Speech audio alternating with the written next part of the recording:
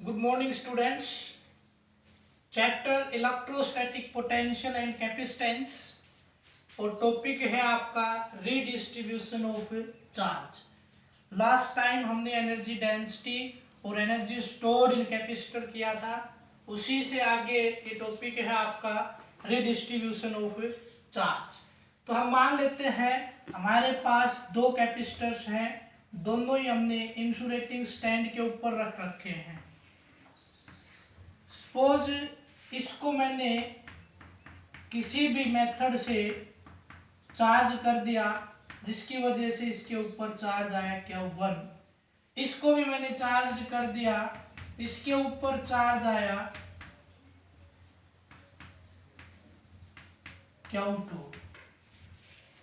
एक के ऊपर चार्ज Q1 आ गया और एक के ऊपर चार्ज आ गया Q2। Suppose Q1 is greater than Q2, Q1 की वैल्यू Q2 से ज्यादा है and their individual capacitance means C1 is equal to, या Q1 is equal to C1 V1 where V1 is its individual potential, its own potential, and similarly Q2 is equal to C2 V2. This is equation number second and this one is equation number first. Now we connect both these with the help of a wire. मैंने इन दोनों को आपस में एक wire से connect कर दिया।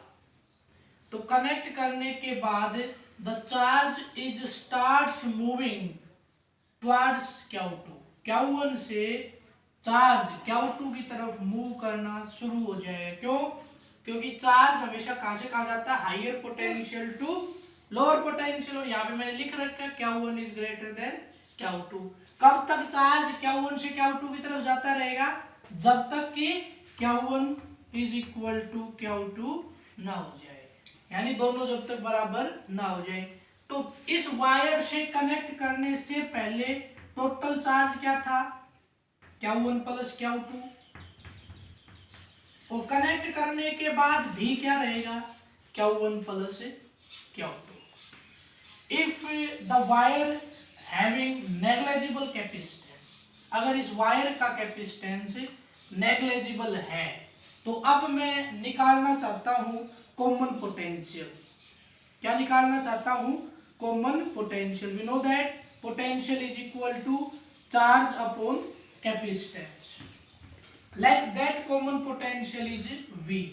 तो उसकी वैल्यू क्या रहेगी? कॉमन पोटेंशियल, क्या नाम दे रहा हूं इसको? V is equal to total charge upon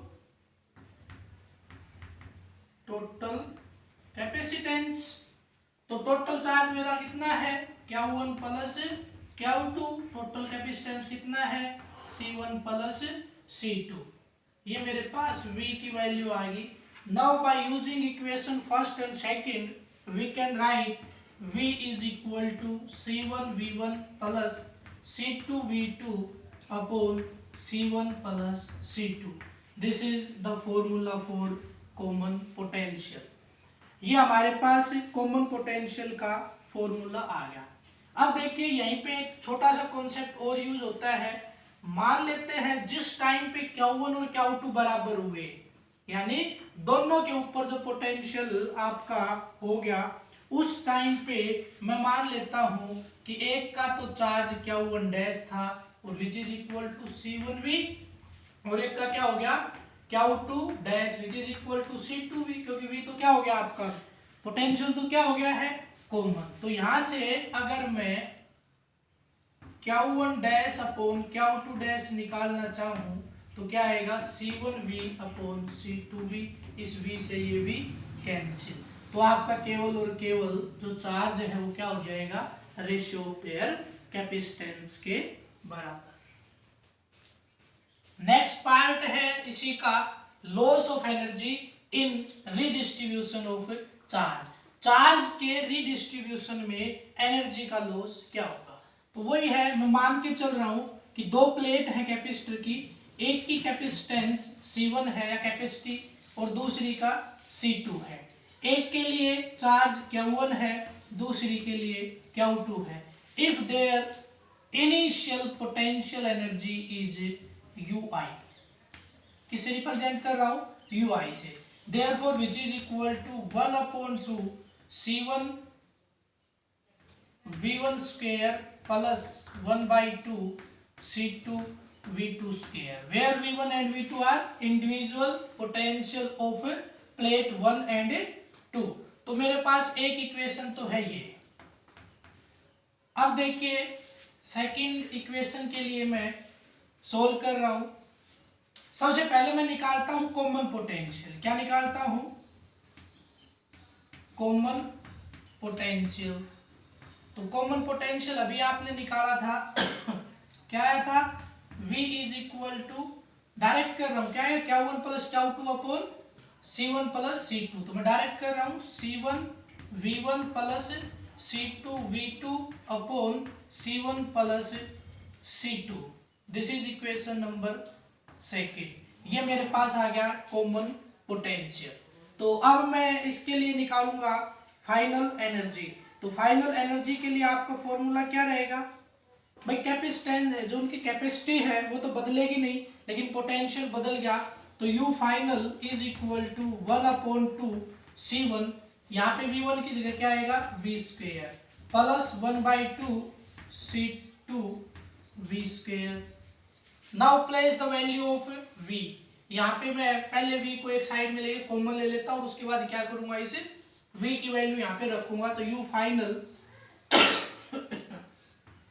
is equal to 1/2, इधर कॉमन ले लेता हूं, अंदर बचता है मेरे पास C1 प्लस C2, और यहाँ पे मैं कॉमन ले रहा हूं V square. Now by using equation second we can write the value of common potential. तो कॉमन पोटेंशियल की वैल्यू मैं यहाँ पे लिख रहा हूं। तो मेरे पास फॉर्मूला बन रहा है U final is equal to 1/2 C1 plus C2, और V की वैल्यू आपकी मैं यहाँ लिख रहा हूँ C1 V1 plus C2 V2 upon C1 plus C2 का होल स्क्वायर। इतना नोट कीजिए, उसके बाद आगे देखते हैं क्या होता है।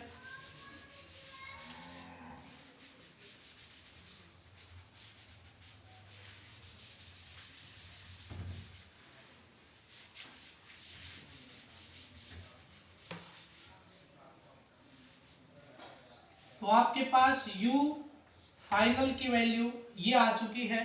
थोड़ा सा इसके अंदर चेंजमेंट कर रहे, देखिए यहां से मैं अलग अलग अगर लिखना चाहूं, इसका होल स्क्वायर अलग और इसका होल स्क्वायर अलग, तो इसके स्क्वायर से ये कैंसिल हो जाएगा, और ये मेरे पास बचेगा 1/2, और ऊपर आपका आएगा C1 V1 plus C2 V2 का whole square upon C1 plus C2। ये आ गया।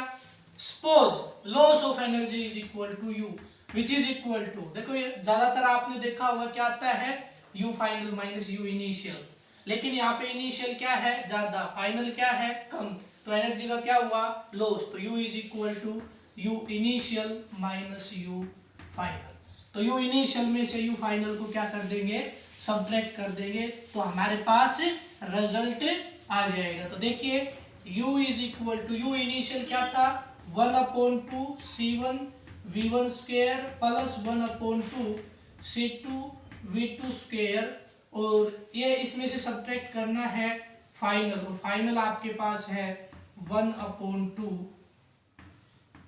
C1 V1 plus C2 V2 का whole square upon C1 plus C2। ये मेरे पास रिजल्ट बना है। इसको सोल्व करना है, थोड़ी इक्वेशन लंबी बनेंगी, लेकिन आपको इक्वेशन को देख के ये नहीं सोचना है कि टॉपिक हार्ड, टॉपिक बहुत इजी है, केवल अब मैथ बच गया, बस उसको सोल्व करना है। विच इज इक्वल टू, देखो मैं क्या करता हूँ 1/2 सभी में दिख रहा है आपको, और C1 प्लस C2, ये आपका C1 प्लस C2 में कॉमन ले लेता हूं, तो अंदर देखिए क्या होता है, यहाँ पे आपका 1/2 गया बाहर, C1 V1 का स्क्वायर, भाई यहाँ पे C1 प्लस C2 नीचे था नहीं तो इसके साथ मल्टीप्लाई कर देता हूँ, C1 प्लस C2, ठीक है।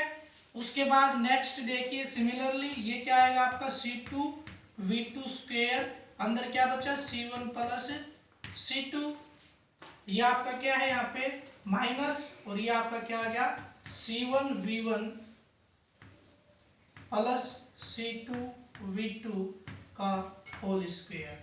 मैंने इसको इस फॉर्म में लिख दिया है। उसके बाद स्क्वायर को ओपन करेंगे और इनको भी हम सोल्व करेंगे। इस टर्म को मैं यहीं पे छोड़ रहा हूँ, इस टर्म को मैं यहीं पे छोड़ के चल रहा हूँ। Suppose u is equal to, मैं लिख नहीं रहा हूँ इसको क्योंकि जगह कम रह जाएगी अदरवाइज, मैं लिख रहा हूँ देखो C1 का स्क्वायर हो गया C1 स्क्वायर और V1 स्क्वायर, उसके बाद ये टर्म इसके साथ जाएगी तो क्या आएगा C1 C2 V1 square plus C1 C2 V1 का स्क्वायर प्लस यहाँ पे क्या आएगा आपका C2 C1 और V2 का स्क्वायर प्लस C2 का स्क्वायर और V2 का स्क्वायर, माइनस बाहर रखते हैं, पहले इसके स्क्वायर को ओपन करते हैं, C1 square V1 square plus C2 square V2 square plus 2C1 V1 C2 V2, ये मेरे पास आ गया रिजल्ट। अब मैं इसको माइनस को अंदर लेके जाता हूँ तो ये हो गया माइनस का, ये भी किसका हो गया माइनस का, और ये भी किसका हो गया माइनस का। यहाँ से ब्रैकेट को हटा देते हैं। अब देखिए कुछ कैंसिल आउट हो रहा है क्या यहाँ पे है C1 स्क्वायर V1 स्क्वायर, यहाँ पे भी है C1 स्क्वायर V1 स्क्वायर, यहाँ पे है C1, चलो ये तो होगा नहीं, C2, ये है C2 स्क्वायर और V2 स्क्वायर, यहाँ पे भी है C2 स्क्वायर V2 स्क्वायर, उधर आ रहा है 2C1 V1 C2 V2 तो एज इट इज रहेगा। चलिए नेक्स्ट इक्वेशन में मैं इनको लिख देता हूँ। ध्यान रहे मैंने इसको छोड़ के चला है, ये मैं छोड़ के चल रहा हूँ, यहाँ पे फिर दोबारा लिख देता हूँ u is equal to 1/2 C1 plus C2, ये बाहर है आपका, अंदर सोल्व कर रहे हैं ब्रैकेट के अंदर, और यहाँ पे आ गया है आपका C1 C2 V1 square, C1 C2 V1 square plus C1 C2 V2 square minus 2 C1 V1 C2 V2, ये मेरे पास रिजल्ट आ गया है। अब देखिए इसमें से कोई ऐसी चीज जिसको मैं कॉमन ले सकूं, तो शायद C1 C2 यहां से कॉमन आ रहा है। देखिए सभी में C1 C2 है कि नहीं, आ रहा है ना C1 C2, तो क्या करते हैं u is equal to 1/2 C1 plus C2, और यहाँ से जो कॉमन आया उसको मैं बाहर लिख रहा हूँ। C1 C2 यहाँ है, C1 C2 यहाँ है, C1 C2 यहाँ भी है, तो मैं क्या ले लेता हूँ C1 C2 को कॉमन ले लेता हूँ। अंदर बच गया आपका V1 square plus V2 square minus 2 V1 V2, और ये आपके पास बन गया u is equal to C1 C2 upon 2 C1 plus C2, और इधर बचा आपका V1 प्लस माइनस V2 का whole square, V1 minus V2 का whole square, that is the final expression.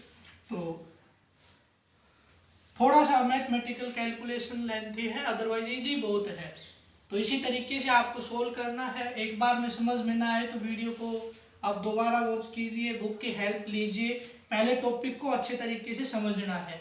उसके बाद कुछ क्वेश्चंस असाइनमेंट के मैंने लास्ट वीडियो के जस्ट बाद डाल दिए थे आपके, अगर उनमें से कोई क्वेश्चन नहीं हो रहा हो तो पहले इस वीडियो को और वॉच कर ले, और उसके बाद उन क्वेश्चंस को करना है। और इससे रिलेटेड बहुत से न्यूमेरिकल्स आपकी बुक में दे रखे हैं, उनमें से एटलीस्ट 10 न्यूमेरिकल्स पहले प्रेफरेंस आपको देना है, जो न्यूमेरिकल किसी भी पेपर में रिपीट हुए हो या कोई एनसीईआरटी प्रॉब्लम हो, उसके बाद अगर आपके टाइम नहीं होते हैं तो फिर आप अपनी मर्जी के अकॉर्डिंग कोई भी क्वेश्चन आपकी बुक के कर सकते हैं। वो 10 क्वेश्चन एटलीस्ट मैं किसी भी रोल नंबर के चेक कर सकता हूँ।